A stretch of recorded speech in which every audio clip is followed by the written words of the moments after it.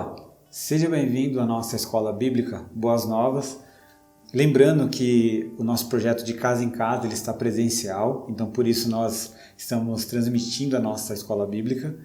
Nós estamos na carta de Paulo a Filemon, nós tivemos a primeira aula na semana passada e eu deixei 2 tarefas de casa, né? Tarefas razoavelmente simples.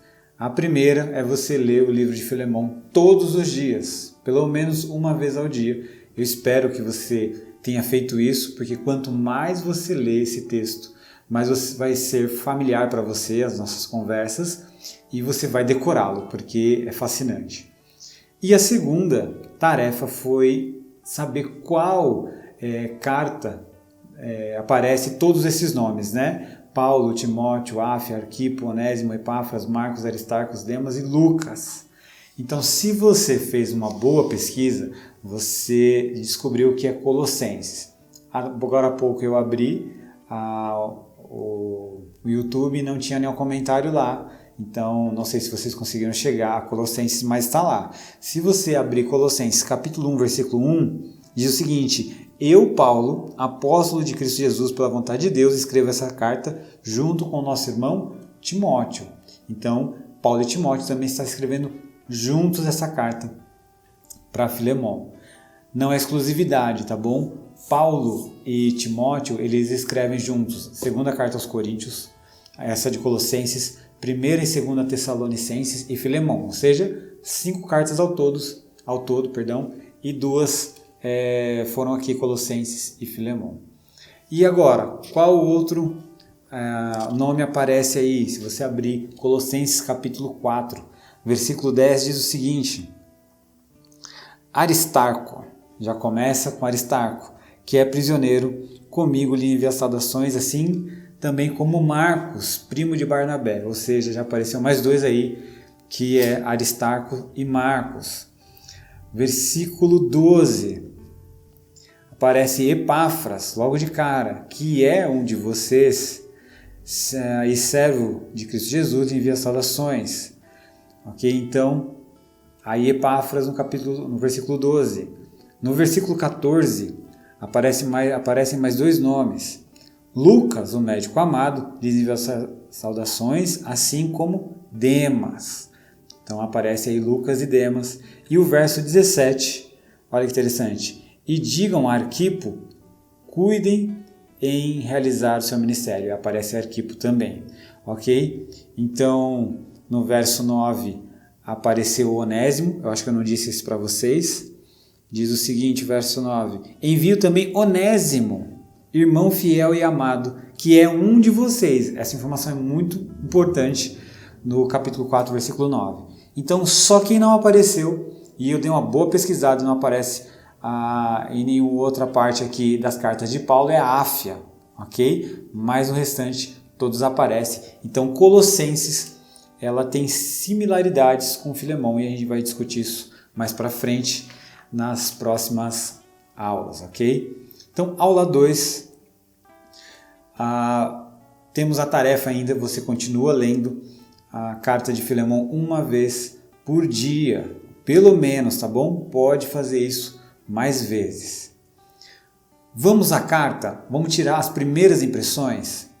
Quando você pega um comentário bíblico, qualquer um que seja, ele vai dar algumas informações e todos vão dar essas informações. Por quê? Porque essas informações são fundamentais para a gente entender a carta e interpretá-la. Primeiro, quem é o remetente? Quem escreveu? Depois, quem é o destinatário? Ou seja, escreveu para quem? E o propósito da carta. Tem outros itens, mas esses 3 são básicos. Eles aparecem em todos os comentários, porque é a partir daí que a gente começa a interpretar a carta. Vamos ler a carta, então, bem devagar para a gente entender isso? E aí eu fiz uma coisa diferente, que foi que eu imprimi o texto, porque eu não gosto de rabiscar a Bíblia. E aí eu rabisco na folha e depois eu vou ensinar para vocês uma coisa que vai ser tarefa de casa também. Então diz o seguinte: eu, Paulo, então Paulo é aí um remetente, prisioneiro de Cristo Jesus, escrevo esta carta junto com o nosso irmão Timóteo. Então, quem são os remetentes? Quem está escrevendo? Paulo e Timóteo, certo? A Filemon, olha aí o destinatário. Então ele está escrevendo a Filemon, nosso amado colaborador. Mas o verso 2 ainda continua. A irmã Áfia, a Arquipo, nosso companheiro na luta, e a igreja que se reúne em sua casa. Então, numa primeira lida superficial de pessoas que estão começando a ler a Bíblia, sem nenhum comentário, nós poderíamos dizer que essa carta está destinada a Filemon, lendo até o verso 2, a Áfia, a Arquipo e a igreja. Então, quando a gente começar a interpretar a carta, pensa assim, que Paulo e Timóteo escreveram essa carta, vai chegar na mão de Filemon, que vai ler junto ou primeiro, e depois os irmãos, a irmã Áfia e Arquipo, lerão em seguida, e depois essa carta será lida para a igreja. Onde fica essa igreja? A gente vai conversar isso depois. Vamos continuar? E aí Paulo vai dizer a saudação que é comum dele, né? Que Deus, nosso Pai, o Senhor Jesus Cristo, lhe dê graça e paz. Sempre dou graças a meu Deus por vocês em minhas orações, pois ouço com frequência da sua fé no Senhor Jesus e de seu amor por todo o povo santo.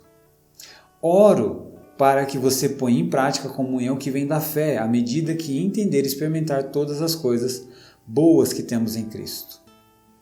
Seu amor, meu irmão, tem me dado muita alegria e conforto, por sua bondade tem revigorado o coração do povo santo.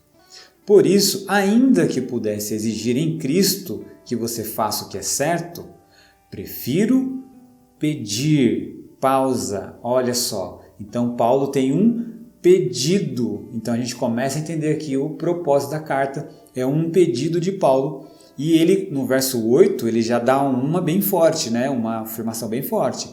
Ainda que eu pudesse exigir em Cristo que você faça o que é certo, prefiro pedir. Ou seja, esse pedido poderia ser uma exigência, mas Paulo, por algum motivo, ele retrai essa exigência e faz um pedido com base no amor. E agora, coisas importantes aqui. Eu, Paulo, já velho e agora prisioneiro de Cristo.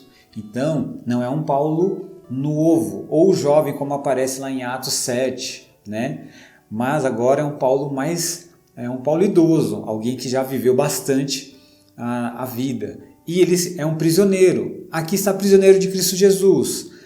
Mas, no verso 10, ele vai dizer, estava aqui na prisão.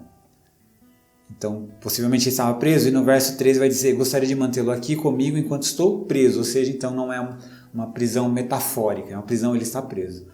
Quando Paulo escreveu essa carta a Filemão, ele está preso, isso ficou muito claro aqui, ok? Vamos continuar no propósito? Então, o propósito de Paulo é um pedido. Que pedido é esse? O verso 10 ele vai mudar esse pedido. Suplico que demonstre bondade a meu filho Onésimo. Então, o pedido virou uma súplica para que Filemon, né, aqui já está no singular, então a gente começa a descartar os destinatários e foca em um só, que é Filemon.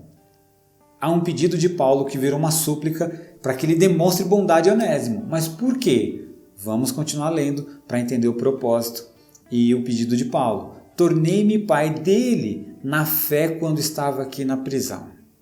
Onésimo não lhe foi de muita utilidade no passado, mas agora é muito útil para nós dois.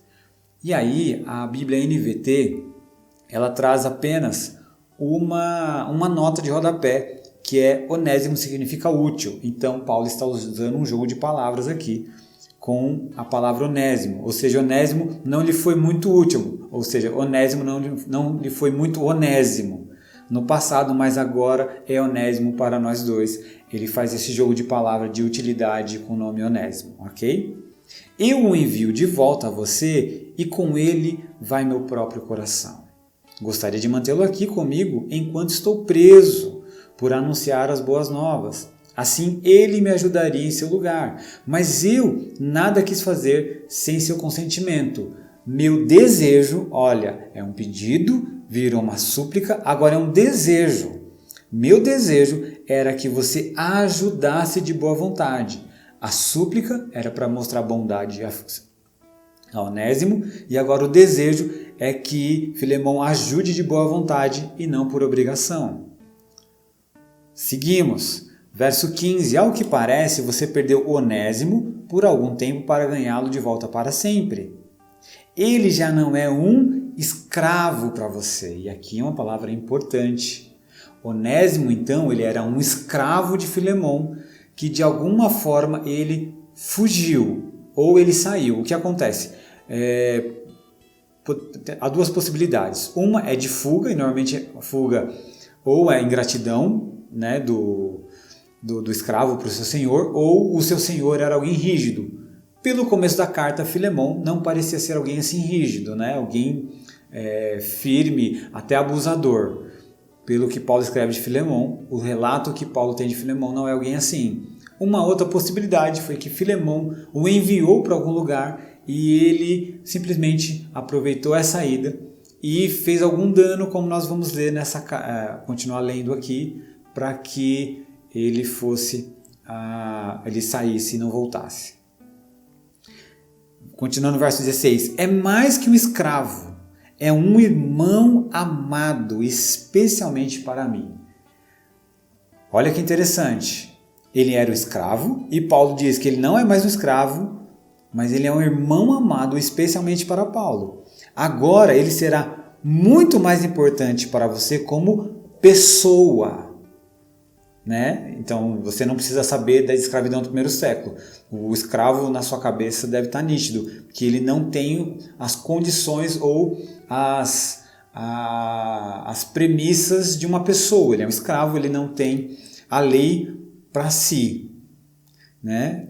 Então agora ele é uma pessoa e como irmão no Senhor. Então Paulo faz um jogo aqui de elevar Onésimo de escravo a pessoa, e essa pessoa se torna um irmão no Senhor. Então ele começa a dar laços aí, quase que de sangue, né? Essa ideia de irmão no Senhor. Mas vamos ver o propósito. Portanto, se me considera seu companheiro na fé, receba-o como receberia a mim. Olha só, esse é o pedido de Paulo. Receba-o como se tivesse recebido a mim. Receba Filemão, o que era escravo, fugitivo. Agora eu quero que você receba de volta, mas não receba como escravo, receba como uma pessoa, como irmão amado. E melhor ainda, quando você olhar para ele, me veja. Então receba ele como se, ao invés de você olhar Onésimo, você está vendo Paulo. Receba-o dessa forma. Se ele o prejudicou de alguma forma, ou se lhe deve algo, cobre de mim. Percebe aí? Então alguma coisa aconteceu, parece que Onésimo deve alguma coisa para Filemão, e Paulo falou, se ele deve alguma coisa, pode cobrar de mim. Então receba como estivesse recebendo a mim, e se alguma coisa impedir essa acolhida, né, tiver alguma coisa pendente, cobre de mim. O que Paulo vai dizer? Eu, Paulo, escrevo de próprio punho. Isso é importante. Paulo usava muito o emanuense. Lembra que eu falei na aula passada? Emanuense era aqueles que escreviam as cartas. Mas Paulo está escrevendo de próprio punho. E ele diz o quê? Eu pagarei. Isso é um compromisso. Paulo faz um compromisso. Ele te lesou, então pode deixar comigo que eu vou acertar as contas em nome dele. E não mencionarei que você me deve sua própria vida. E aqui é muito interessante, porque parece que Paulo está jogando na cara, mas não. O que Paulo está dizendo é, lembre-se que você nasceu de novo porque eu anunciei o Evangelho, e esse aqui é um ponto muito importante. Quando a gente anuncia o Evangelho e a pessoa se converte, nós tiramos ou ajudamos a tirar essa pessoa no mundo de trevas, mostrando o Evangelho para que ela renascesse para o mundo da luz. Tiramos a pessoa do caminho do inferno para colocá-la no caminho da luz. Obviamente que isso é ação do Espírito Santo, mas Deus nos usa para esse ministério, né? Quando você lê Hebreus vai dizer que Deus não chamou homens, Deus não chamou anjos, mas chamou homens para fazer este trabalho. Então, o trabalho está conosco e Paulo está lembrando isso dele. Olha, assim como eu tirei você desse mundo de trevas e apresentei você ao Evangelho, eu também fiz com ele. Então, nesse sentido, os dois me devem a vida. Mas, mesmo assim, se você acha que deve cobrar, pode cobrar de mim. Vamos continuar? Sim, meu irmão. Faça-me essa gentileza. Olha o propósito. Faça-me essa gentileza no Senhor. Reanime meu coração. Isso é legal, porque Paulo já é um velho e está preso. Por cumprir o ID de Jesus. Por cumprir o seu propósito, o seu ministério. Escreva essa carta, certo de que você fará o que lhe peço e até mais. É muito interessante. Eu paro por aqui, que já deu 15 minutos, porque aqui de resto, por favor, prepare um quarto para mim, pois espero que minhas orações sejam respondidas e eu possa voltar a visitá-lo em breve, e aí é só a saudação final. Então vamos lá. Os remetentes foram Paulo e Timóteo, e o remetente aí, básico ou principal é Filemon, e o propósito da carta é um pedido de Paulo para que receba o escravo como se estivesse recebendo o próprio Paulo, ok? Então aí a gente já caminhou bastante hoje na lição, lendo o texto, para que o texto nos informe. Percebe que a gente não usou nenhum material aqui de comentário bíblico, Bíblia de estudo, nada, só o texto mesmo, e a gente está conseguindo tirar bastante lição. Ok, o que eu quero que você faça para a próxima semana? Lembre-se, permaneça lendo uma vez por dia a carta de Paulo a Filemon. Eu vou pedir para você imprimir o texto, percebe que eu fiz uma folha só, e esses números em negrito aqui, ó, pequenininho, são os versículos. Então, quando você for copiar, eles vão estar todos um monte junto, então você separa eles. Por quê? Por exemplo, na Bíblia NVT, antes de começar o texto, está assim, ó, saudação de Paulo. Aí começa 3 versículos, depois vem ação de graças e oração. Depois mais alguns versículos, depois do versículo 7 vem pedidos em favor de Onésimo, e depois do versículo 22, saudações finais. Isso aí não é canônico. Na verdade, Paulo não escreveu em capítulos e versículos. Paulo escreveu. Depois, posteriormente, que uma pessoa em específico foi lá e colocou capítulos e versículos. Ajuda muito, ajuda muito. Mas, e outras pessoas depois foram dando títulos para nos ajudar ainda mais. Mas nós estamos estudando a palavra de Deus. Então, o que você vai fazer? Você vai imprimir esse texto sem essa parte aí, saudação, ação de graça, nada. E aí você vai ler o texto e vai dividir esse texto à medida que você entende que o texto fala de algum assunto. E você pode usar suas Bíblias, por exemplo, né? Saudação de Paulo. Se você acha que aqui é uma saudação e é um bom nome para você dar, por exemplo, eu poderia colocar introdução ao invés de saudação, certo? E aí eu poderia ir até o versículo 3 mesmo. Se eu acho que o versículo 4 começa um novo tema, ok, então faz essa divisão e coloca o que você acha que esse texto, essa parte está dizendo. Por que você faz isso? Porque já é uma forma de você fazer um resumo. Então você faz isso e o próximo passo, faça um resumo da carta, ok? E para a aula 2 é isso, anote suas dificuldades, pode colocar lá no canal do YouTube, ok? Para a gente ir conversando, ou se você quiser mandar no meu WhatsApp também não tem problema, pode mandar, eu vou ajudá-los nisso, tá bom? Então, recapitulando o que você precisa fazer. Continuar lendo a carta de Paulo a Filemon e depois imprimir esse texto. Ou você pode escrever à mão. Se você escrever à mão, melhor ainda, você decora mais. E para você fazer as divisões por você. Pode usar o texto bíblico? Pode, mas faça por você, vai vendo o que Paulo está tratando, as divisões que ele está colocando na carta e faça um resuminho dessa carta para você começar a interpretar, porque aí a próxima aula nós vamos entrar de fato na interpretação do texto sem nenhuma ajuda de comentários, sem nenhuma ajuda de Bíblia de estudo, só o texto pelo texto, tá bom? Que Deus te abençoe e boas reflexões.